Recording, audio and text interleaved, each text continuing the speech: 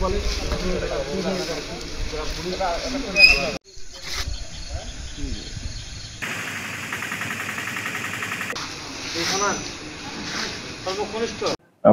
উনি হলো কুমিল্লা থাকেন, তার ওয়াইফের সাথে তিনি কথা বলেছেন 19 তারিখ সকাল 10টার দিকে। ওয়াইফ হলো ভুলি বাজারে ওষুধ কিনতে এসেছিলেন। তারপরে মোবাইল বন্ধ।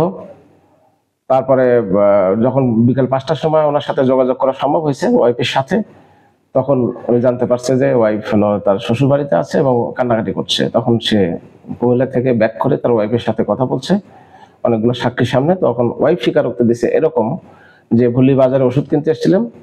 প্রকাশ থাকে যে তার ওয়াইফ কিছুটা মানসিক ভারসাম্যহীন এবং সরল সোজা প্রকৃতির মেয়ে আর কি। তো দুজন ব্যক্তি যাদের বাড়ি কিনা এই বাদীর বাড়ির আশেপাশে, এবং তারা বাদীর ওয়াইফকে রাস্তাঘাটে বিভিন্ন সময় কুপ্রস্তাব দিত।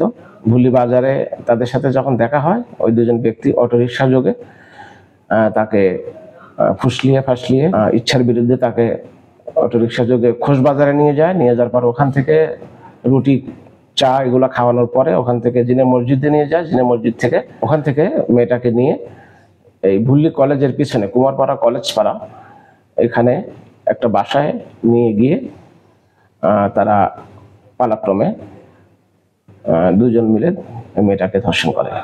ধর্ষণ করার পরে মেয়েটার হাতে 700 টাকা দেওয়া হয় এবং ধর্ষণ কাজে যে মহিলাটা সহযোগিতা করেছে সেই মহিলাটাকে 100 টাকা দেওয়া হয়। দেওয়ার পরে ভিকটিমকে তার বাড়িতে পাঠিয়ে দেয় এবং আসামিরা ওখান থেকে চলে যায়। এবং ভিকটিম বাড়িতে যাওয়ার পর এই বিষয়টা যখন প্রকাশ পেয়ে যায়, তখন বিভিন্নভাবে আসামিরা এটা আপোষ মীমাংসার জন্য প্রস্তাবও দেয়।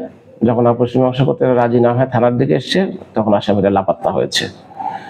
আর এই ঘটনায় আমরা 3 জনকে আসামি করে মামলা রুজু করেছি। একজন হচ্ছে হামিদুর জাহেরুল এবং আরেকজন হচ্ছে ইশরাত জাহান নাসরিন, যে কিনা এই ধর্ষণ কাজে এই ভিকটিমকে ধর্ষণ কাজে সহযোগিতা করেছে।